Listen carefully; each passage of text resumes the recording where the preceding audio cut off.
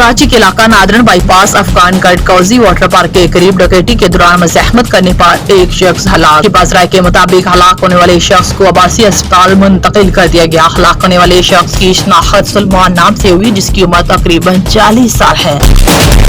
Parliament का मुश्तरका इजलास आज शाम 4 बजे होगा। इजलास में इलेक्शन एक्ट 2017 तरमीमी बिल भी मंजूर करवा दिया जाएगा। इलेक्शन एक्ट 2017 तरमीमी बिल कौमी असम्बली और सेनेट से पहले ही मंजूर हो चुका है।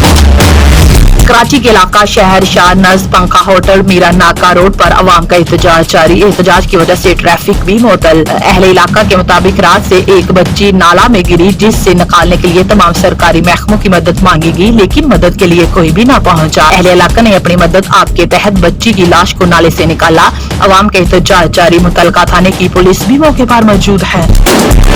लये के इलाका लदहाना में रूरल हेल्थ सेंटर लदहाना में डॉक्टर लबाल्टी असिस्टेंट की असामिया ताहाल खाली है, जिसकी वजह से अवाम को इमरजेंसी की सूरत में 25 किलोमीटर का सफर तय करके लिया जाना पड़ता है। अहले इलाका ने मुतलका अहकाम से नोटिस का मुतालबा भी कर दिया।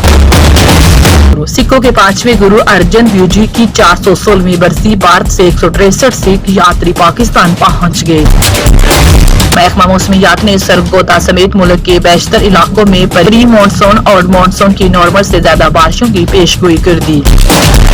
कैलिफोर्निया अमेरिकी फौज का लड़ाका त्यारा गिरकर तबाह, 4 फौजी हलाक, 1 लापता।